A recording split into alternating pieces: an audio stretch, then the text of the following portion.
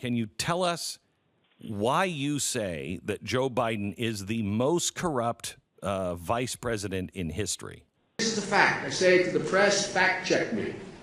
I've spent most of my career trying to figure out how to begin to change the culture in this country so that we treat women with respect and with dignity.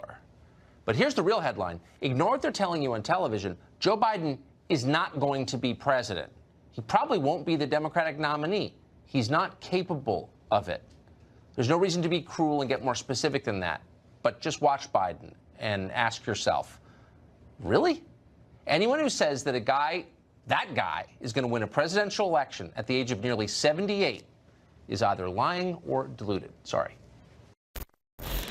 Anderson, good evening. I'm told that the former vice president does not want to spend the entire evening talking about his past record. So one of his advisors tells me when he is asked about that, of course, he'll explain it and defend it. He wants to pivot forward. You also worked with them to oppose busing. I get it on the policy. I never have viewed the busing back and forth in that debate as about policy or application of how to affect civil rights. It's about consistency and proving if you'll be better than what we're dealing with now in the White House, which is people won't tell the truth about things. If busing didn't work, then it made sense that you weren't for it back then. But why say you were for it? I was for voluntary busing. I happen to be one of those so-called people who are labeled as a liberal on civil rights but oppose busing. I was for voluntary busing. I want to be absolutely clear about my record and position on racial justice, including busing. I never, ever opposed voluntary busing. This is a fact. I say it to the press, fact check me. People who are labeled as a liberal on civil rights but oppose busing. There's nothing like accountability, man.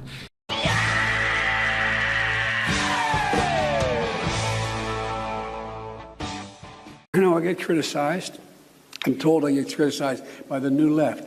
I have the most progressive record of anybody running for the if anybody who would run. What the heck are you talking about?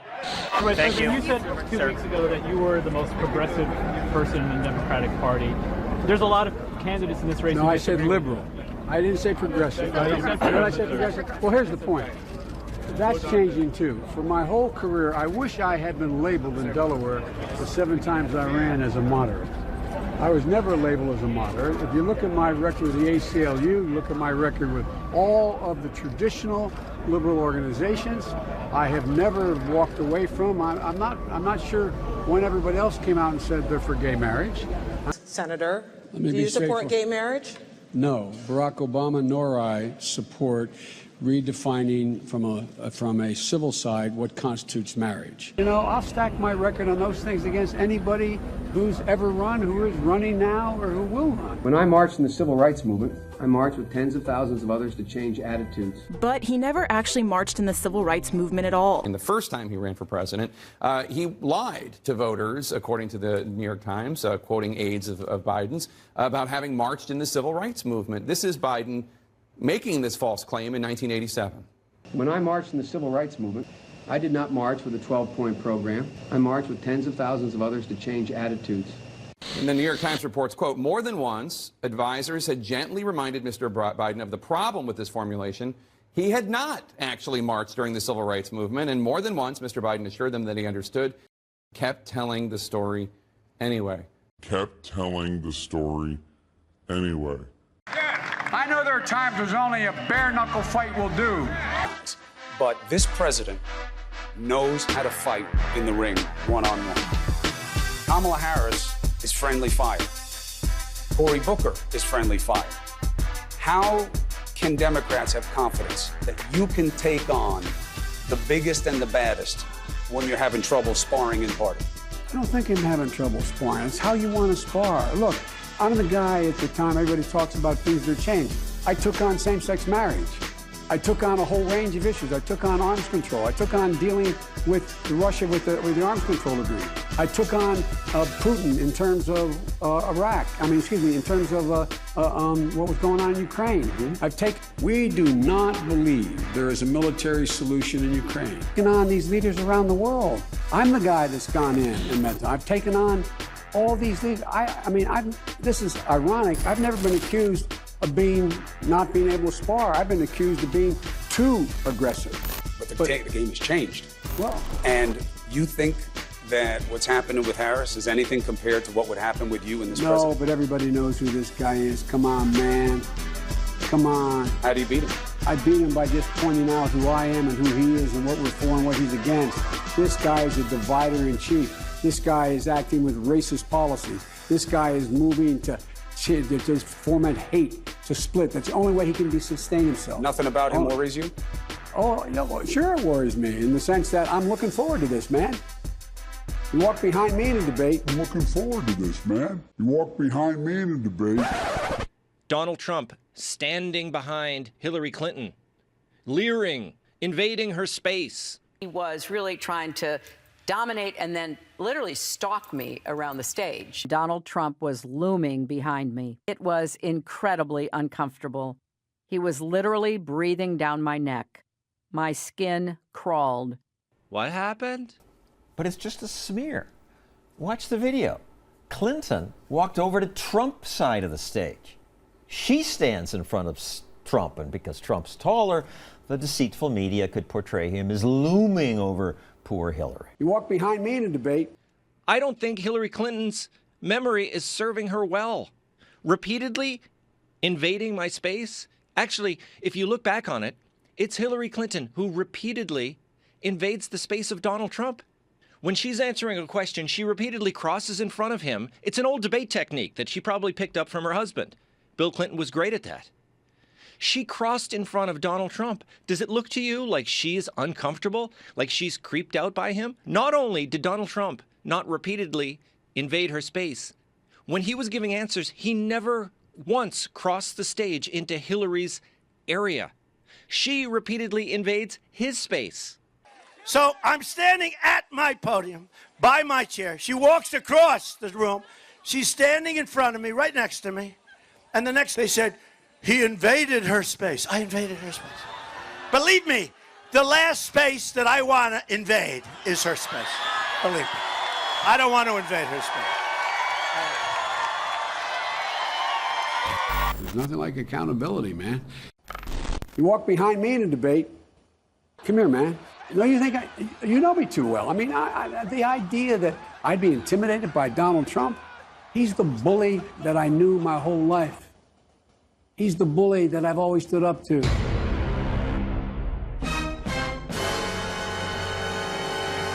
He's the bully that I've always stood up to. He's the bully used to make fun when I was a kid and stutter and I'd smack them in the mouth. Smoke weed every day.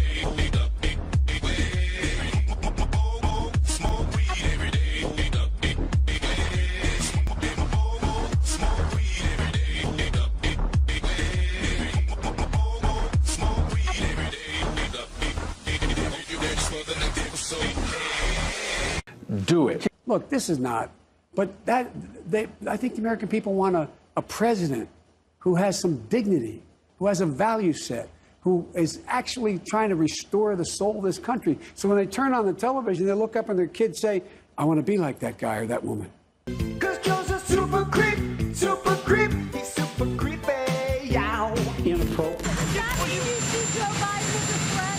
Do you see Joe Biden as a threat? No, I don't see Joe Biden as a threat. No, I don't see him as a threat. I think he's only a threat to himself. I come out of a generation where we were trying to be the policeman of the world. We can't go in every place. We need allies. He is absolutely dissing them.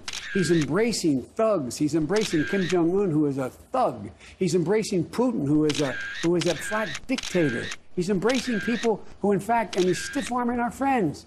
He's threatening NATO to pull out of NATO. I mean, come on. It's being crushed. Look at what's happening with Putin. While Putin is trying to undo our elections, he is undoing elections in Europe. Look what's happened in Hungary. Look what's happened in Poland. Look what's happened in Moldova. Look what's happening. You think that would have happened on my watch or Barack's watch? You can't answer that, but I promise you it wouldn't have. Promise you it wouldn't have. The election meddling confirmed by the Mueller report happened before Donald Trump took office in 2017 when Biden was in the vice president's office. You think that would have happened on my watch or Barack's watch? Stop it. Get some help. He seems to have forgotten who was president and vice president in 2016 when Russia actually did interfere in our elections.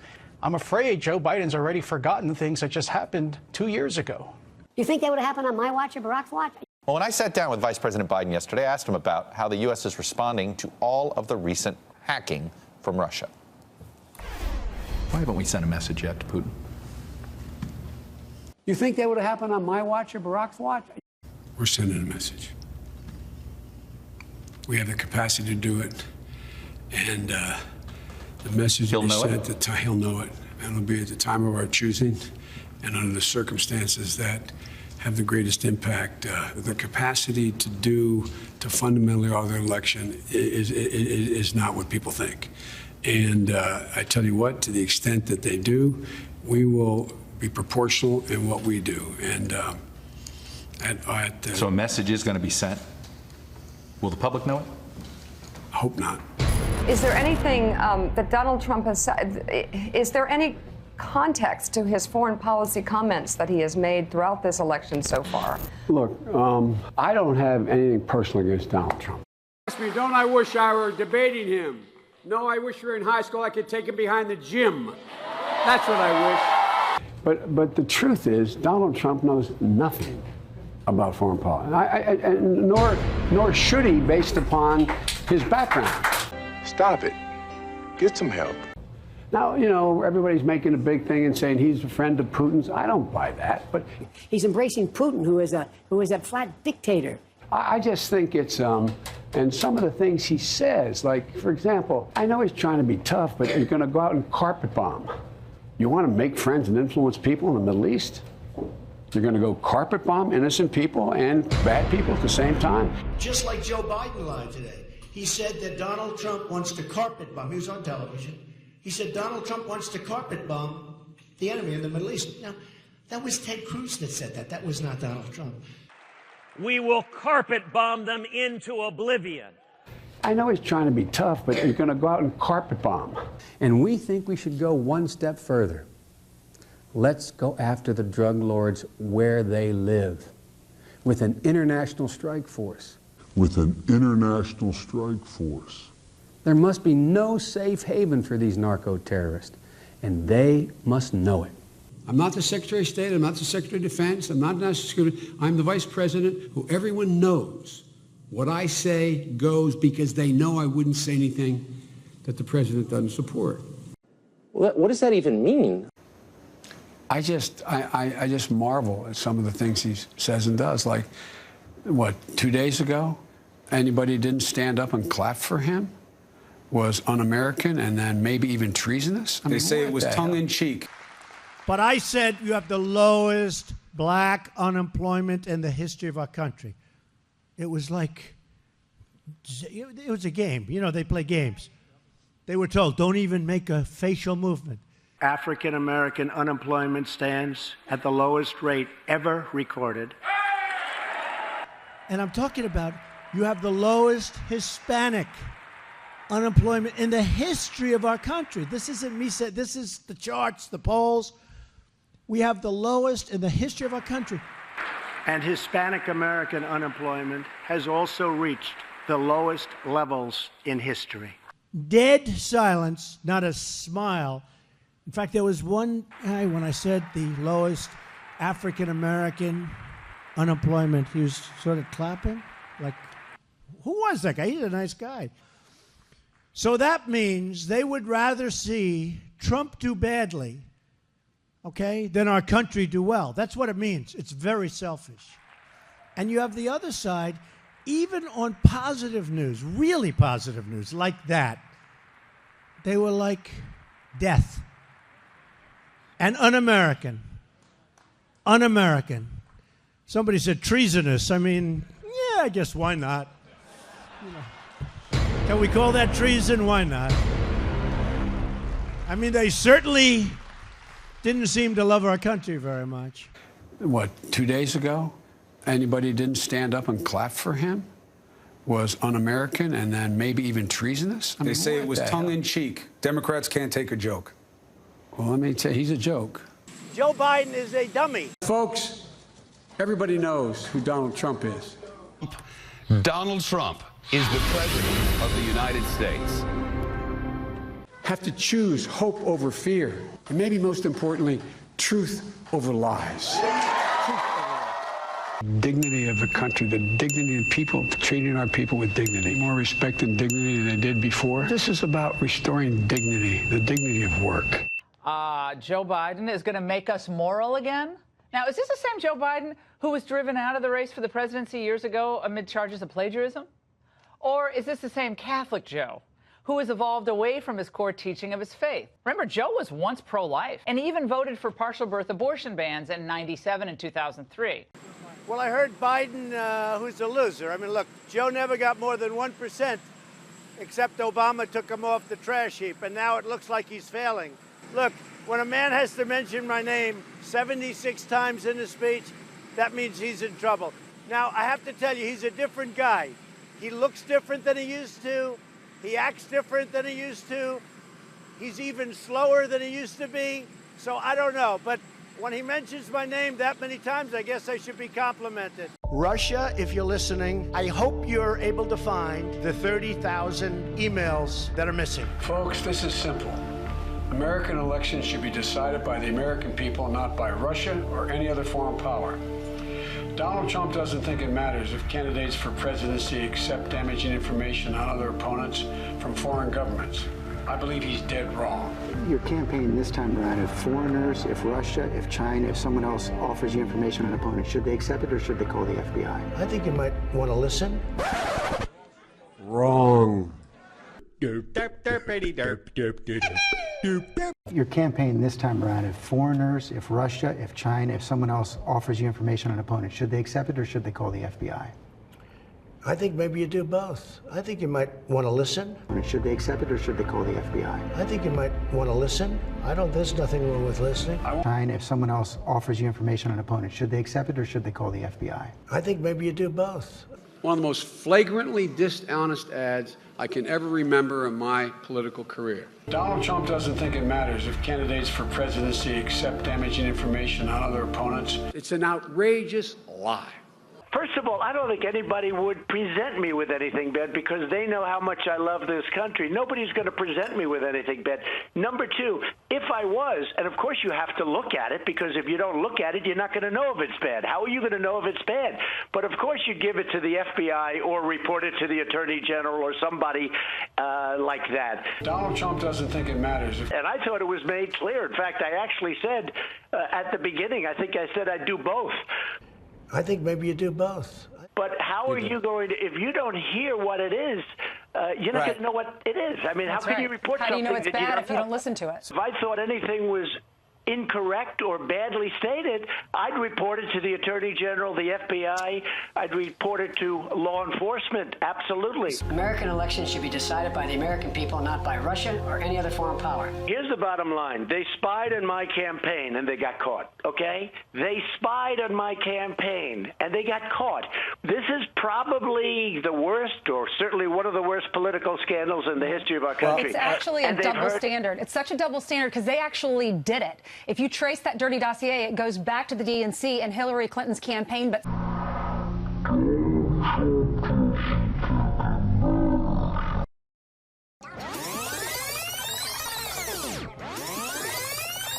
Russia, if you're listening, I hope you're able to find the 30,000 emails that are missing. Folks, this is simple. Russia.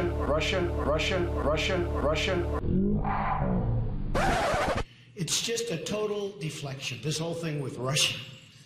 In fact, I saw her campaign manager, I don't know his title, Mook. I saw him on television, and they asked him about Russia and the hacking. By the way, if they hacked, they probably have her 33,000 emails. I hope they do. They probably have her 33,000 emails that she lost and deleted. But I watched this guy Mook, and he talked about, we think it was Russia that hacked. And then he said, could be Trump. Yeah, Trump. Experts are telling us that Russian state actors broke into the DNC, stole these emails, and other experts are now saying that the Russians are releasing these emails for the purpose of actually helping Donald Trump. I don't think it's coincidental that these emails were released on the eve of our convention here. Oh yeah, Trump. He reminded me of John Lovitz for Saturday Night Live in The Liar, where he'd go, yeah, I went to Harvard, yeah. What evidence is there that the Russians were behind this in terms of the hacking or in terms of the timing by WikiLeaks? Well, we need to let the experts speak on this. It's been reported on in the press. Yeah, that's the ticket. That the hackers that got into the DNC are very likely to be working in coordination with Russia. Bank robber, huh? I was a bank robber when I was a kid. Yeah, I was 12 years old at the time. Yeah, I used to rob 5 banks a day, 6 days a week. Then on the day off, I was a pickpocket. Yeah, that's it. And again, I think if the Russians in fact have these emails, again, I don't think it's very coincidental that they're being released at this time to create maximum damage on Hillary Clinton and to help Donald Trump. I was walking on my way home, and all of a sudden this man walks up to me and he sticks a gun in my face. So you killed him? No, I flipped him. Yeah, that's what I did, and it turned out he was a Russian spy. Yeah, that's it. He was the head of the KGB. But it's a very, very strong charge that you're leveling here. You're basically suggesting that Russians hacked into the DNC and now are releasing these files through WikiLeaks to help elect Donald Trump. Well, this isn't my assertion. There are a number of experts that are asserting this. I think we need to get to the bottom of these facts. But Putin and the leaders throughout the world have no respect for our country anymore, and they certainly have no respect for our leader. So I know nothing about it. It's one of the most far-fetched I've ever heard. Yes, John? Wouldn't it be nice if we actually got along with people? Wouldn't it be nice if we actually got along, as an example, with Russia? I'm all for it. But it would be interesting to see. I will tell you this. Russia, if you're listening, I hope you're able to find the 30,000 emails that are missing. I think you will probably be rewarded mightily by our press. Let's see if that happens. That'll be next. Yes, sir. That were from the Democratic National Committee. Well, it's a theory that's being put forward now by CNN, by the Washington Post, by the New York Times. These are the experts speaking out on this. Have any government experts told you that? Well, CNN has reported that the FBI is actively investigating. But to you, the Clinton campaign. Stop it. Get some help. They have not communicated that to us. I'm simply going off what the reporting is telling us. But if the reporting is accurate, this is something very troubling. Special counsel Robert Mueller says there was no collusion between President Trump and Russia. Trump did not rig the election to beat Hillary Clinton. The Trump campaign did not collude with the Russians to hack Hillary's emails. There was no obstruction of justice, and President Trump never stopped Mueller from investigating anything. Period. This is a man who in the last debate refused to acknowledge what 17 of our intelligence agencies have confirmed, flatly stated, that Russia and Putin are responsible for hacking Democratic files in order to impact on the outcome of our election. Of the Russia bullshit, McCarthyism, smears, or whatever propaganda that's been being pushed through the media from the Democrats and through all the neoliberal elite has been pushing this Russia thing. And where did it come from? This is an internal document from the Hillary Clinton campaign. And it was created, Hillary Clinton for President consultant team, a guy named Pete Brodnitz. This is from June 26, 2015. And that's the conclusion of their internal polling was that Secretary Clinton's top vulnerability, as tested in this poll, is the attack that claims that as Secretary of State, she signed off on a deal that gave the Russian government control over 20% of Americans' uranium production after investors in the deal donated over $140 million to the Clinton Foundation. And by the way, Bill Clinton also got $500,000 from a Kremlin-connected bank at the same time as this deal was going through. And that was among his highest paid speeches of his life. So that's real. So that's a real connection. Her internal polling showed that was her biggest vulnerability because half of all likely voters are less likely to support Clinton after hearing that statement, and 17% were much less likely to support. So they said that was her biggest vulnerability. And what do you do with your vulnerability? You throw it on your opponent. Also, what is your opponent's biggest strength? You attack it. When John Kerry ran against George Bush, he was a war hero. He had Purple Hearts and a Bronze Star. They attacked his Purple Hearts. They said they were all fake. He got them when he was running away. His guys who worked with him on the Swift boat hated him. That's where they attacked his strength. And so Donald Trump's biggest strength was his patriotism. So they fucking take her biggest vulnerability and they throw it on his biggest strength. And that was a decision made by John fucking Podesta. And how do I know that? Because here it is. 2015. So just a few months after that internal report, Donald Trump starts to surge. At the end of 2015, he starts to surge and they start to get scared. Who is using the propaganda at home to suggest that we're weak, we've fallen, we are not together, we don't know what we're doing. This man is thoroughly unqualified based on his conduct, his abuse of power, and his lack of substantive knowledge. Trump comes along and, for example, you never heard me criticize the Tea Party. And the reason I didn't is a lot of people are scared, beat up, and this time they have an ally. They're a small percentage of the American people, virulent people. Some of them the dregs of society. So I'm finished with Donald Trump.